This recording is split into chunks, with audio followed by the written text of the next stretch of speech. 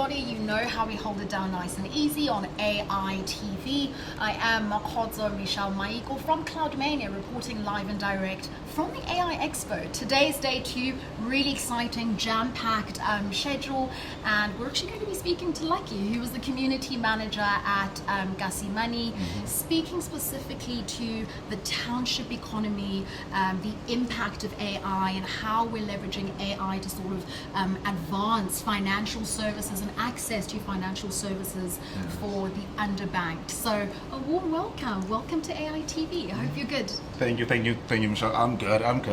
I've really, it's a pleasure and a privilege for me to be here today to speak about such, because these such platforms are very much crucial to ensuring that the future of Africa is secured and it's relevant to what's happening right now. And AI, data are just one of the drivers.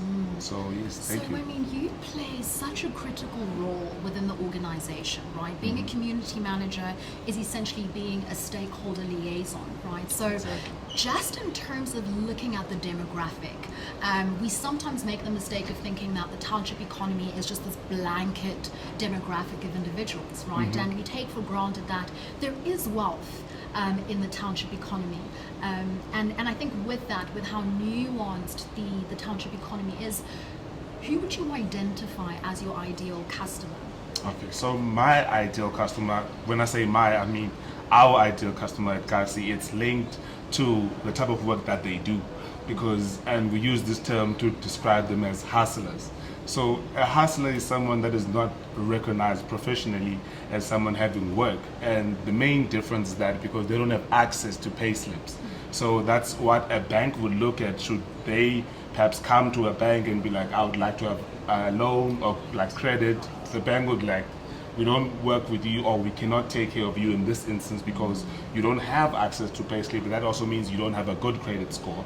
So that's the type of people that we look at, and we see them as very important, and we see them as the drivers of this great economy that we have. Sure, that's potentially. incredible. That's incredible. I really appreciate how you're not only identifying an underbanked, underserved market rather, but you're also providing alternative credit facilities, which is amazing. Yes. I don't think we're going to speak about what Gasimani does.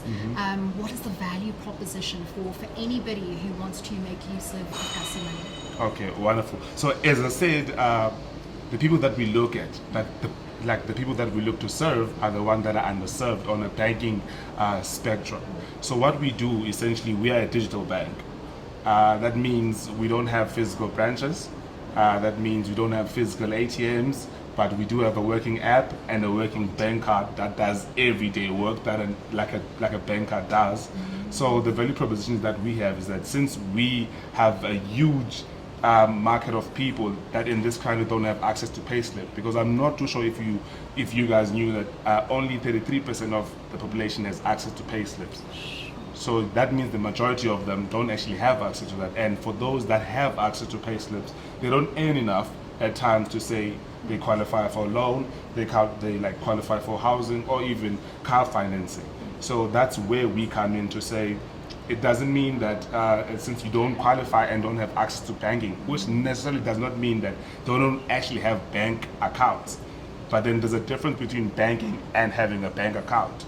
Banking is something that should be working for the individual who has access to that bank. So should they need any assistance with loans or any credit or any financing, they are able to get that from the bank that they make use of. So that's where we come in. Sure. We take care of these hustlers. Now in this situation, there's an old lady that sells quarters in a corner in Soweto. That my old lady has that money coming in from selling those quarters. But now this my old lady struggles to pay this certain month to get supplies to be able to stand in that corner. They go to the normal bank that they'll be using at the time. That bank says, no, we cannot do that for you because you don't have secured income. That's where we come in as Gasimani. We say we are able to take care of you in your time of need. But at the same time, when you put money into our service, into our bank, we're able to make use of that money with regards to interest, service as well. And we do have this type of incentives as well that bring people closer to our brand, but also understanding that our bank is there to work for them. So yeah, those type of incentives and type of support systems allow people to have an understanding of how they can make bank work for them. You mentioned something so important about our Maoledi, right? And it speaks not only to the underbanked and underserved, but it speaks to driving diversity and inclusion. Exactly. But we know our Maoledi, Nabo Gogo as well. In terms of just their appreciation of Gasimani being, it's not a brick and mortar sort of, there are no ATMs, there are no physical offices, I'd like to assume. How are you able to instill a sense of trust, you know, in the slightly older, or at least the more senior generation within the township economy who are very big contributors towards the economy, right? Exactly. How have you been able to drive a sense of change and adoption and alleviate some of their worries with sort of bankless banking? Okay, so for us nationally, we find that people have, first of all, making use of tech-based devices and even apps requires them having access to data, because we also have to bridge that gap to say, since we are not physical, since we are not people that they can always just walk into in terms of a space, in terms of a branch, to say, hey guys, I have a problem with this. We've identified the importance of walking into their homes and having agents walking into a home, giving information of how this bank works for them and gives them power, which essentially then is something done in their own language, because the agents that we then intend to make use of are local based young people speaking the language of they might already speak, which then makes them comfortable, but also makes them to feel that the bank actually works for them, which then creates that bondage, which then is founded on trust. Because if we're able to walk into their homes and explain something to them, we are much more likely moving towards showing them that we're committed, and that should they find the need or to follow up because there's no clarity, we then have these agents stationed in this community to be always available for any inquiries, for any touch points that the people that don't have clarity on, they can have access to. And then that also means that now, should they need their banking cards, they're able to get them from a local agent that is stationed where they actually stay. That's incredible. Yeah. You know, Bam, it brings so much warmth to my heart, right? In that you have an appreciation of digital transformation, but also that the human element is just as important, right? So in terms of where we are, and even with the advancement of AI, in order to facilitate change and adoption and openness to using tools for communities that wouldn't naturally be exposed, to have individuals, youngsters speaking the language, going door to door as well, it really bridges that gap, right, between the fear of accessing certain capabilities. So that's incredible. Just in terms of what you've seen in the market, what do you feel are some of the challenges that the township economy experiences? And this doesn't have to be stuff in, you know, fancy Gartner reports, just in your own experience being a community manager. What have you identified as some of the challenges that entrepreneurs, SMBs within the township economy experience? Okay, so I think one of the biggest challenges that I've recognized is the lack of trust. And I think the lack of trust has been linked with people feeling like there's so many options for them, but then those same options don't work for them, and because there's issues of being scammed, people join schemes because people want to make a living and they want to make in a situation to keep their savings. And you find that there's stories that people try to keep or save their money with like some SME, and then 2 weeks down the line that one was liquidated. No one can find actually the founder of it. No one actually knows who started it. So now being able to breach that gap, to actually put a face next or behind the brand, creates that level of trust, but also the language. There's nothing more that I've found to be very impactful and effective than communicating your value proposition in the language of the person that you're trying to have as a client. And for Kasi Money, that's a very important thing. Even the word Kasi for like a bank is a very warm one, because I don't know if you have an understanding of what Kasi means. Wow, I don't. Please, I know Igasi, but Yeah. down to the meaning.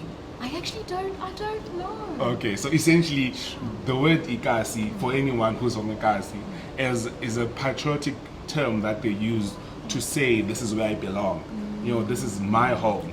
These are my people. You know, so that's where we got the definition and the meaning of the word to put it towards our banking, to say, if you bank with us, this is where you belong. These are your people, and we are here to work for you. And that's the whole essence of community.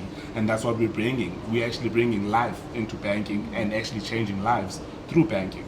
That is amazing. Do you feel, and this is in your honest opinion, do you feel that the township economy is ready for AI?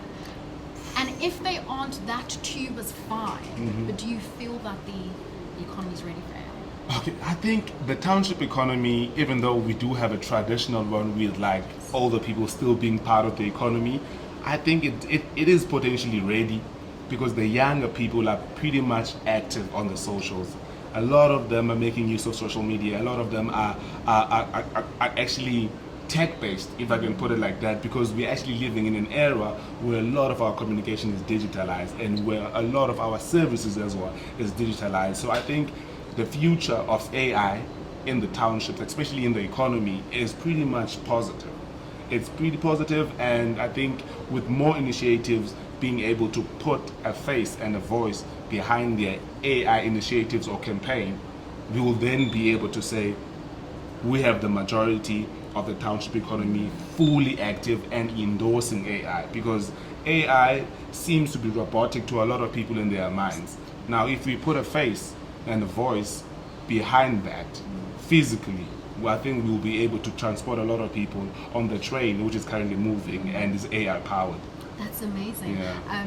You've shared something so interesting, and it speaks to the cultural context, right? That AI from an African perspective, I think there is a level of relatability that needs to be brought forward. Exactly. And so even with some of the AI agents and the virtual agents, it's important that they look like us, sound like us, right? So removing that Eurocentrism as well makes the use of AI a lot more palatable, Exactly. which is one thing that I think is much appreciated.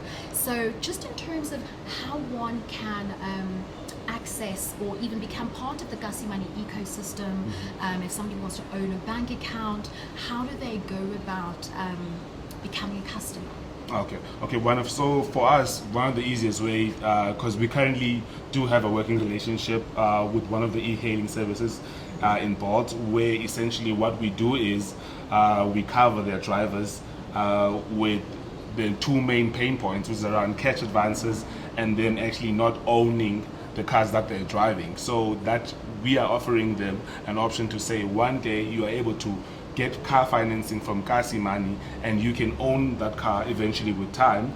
And that essentially means that now what we need from them is their SAID book if they're South Africans, and their foreign papers if they're not South Africans. We just essentially need you to take a picture of the original document after downloading the app. The onboarding takes less than 10 minutes, and then when you're done onboarding, we are able to ship you your bank card wherever you are in the country, mainly because we have agents stationed close to where our hotspots are, which then means that for someone to get their card is an easier and much more effective way that they can get their card immediately and start making use of the bank and our banking app. That's amazing. Gosh, I think the e-hailing services ecosystem is very vibrant and quite dynamic. Going back to Uma lady who's selling bunny chows, for example, what would the onboarding experience look like there? Would it be similar to the e-hailing services driver, or would it be slightly different? So it will definitely be similar, mainly because both of them are not customized or seen as being professional workers. They fall under this fold of being seen as hustlers. Now, we are empowering hustlers. We don't find the word hustling or hustler intimidating. We find it inspiring. So the onboarding feels the same. It's much quicker because these people are on the move, but also as much as they are on the move, they are movers of the economy. So the onboarding essentially, again, we just need your SAID document, the original, a picture after downloading the app, you go through the prompts, pretty easy to read and follow. And after you've done that, we then verify on our end, and if anything checks out, you have a working app, but also you have a working bank card that you can use at any ATM. You can use even on those small corner tapping wiring like machines. You can also deposit cash into your bank account through one voucher, or deposit physically at an ATM, after ATM. So essentially, the life that we're trying to make for them is one that is empowering but very much easy as well. So yeah. That's awesome. Lucky community manager at Gussie Money. It's been incredible speaking to you. Ladies and gentlemen, this has been a lovely engagement with Gussie Money. I think this is an amazing solution that really serves the underbanked and underserved as well. And we've had a phenomenal conversation speaking about diversity and inclusion, and also driving a sense of change and adoption within the AI space by including that contextual human element, right? Making sure that the various agents at Gussie Money do speak the language, not just from a lexicon language perspective, but also from a cultural context perspective.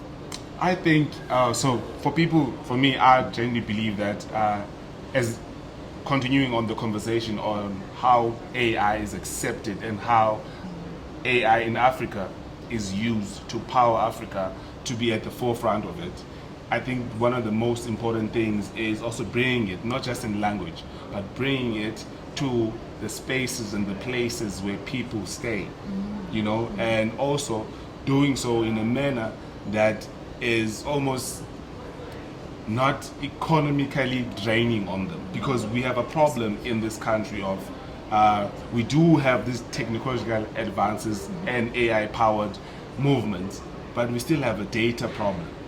Data in this country is very much alienating. It's very expensive. People don't get to participate in such economies because they're excluded based on affordability. So if we can continuously drive conversations, but also at the same time drive initiatives that allow people to have access to AI powered platforms in a manner that does not impact them economically, but empowers them, puts them in a situation whereby they can feel like they're actually part of a moving train and they actually have a seat. Great, that's incredible. Very important consideration, just in terms of accessing affordable AI capabilities. Exactly. Thank you for highlighting that and sharing your insights as well on the township economy. Yes. Really looking forward to seeing what's next with Gussie Money. Definitely. And hopefully seeing the brand expand beyond the township economy as well. But warm welcome to the AI Fest. Thank you. Thank you. I hope you have a lovely time just connecting with other stakeholders as well. Pleasure having you. My pleasure. Thank you, Michelle. Thank you.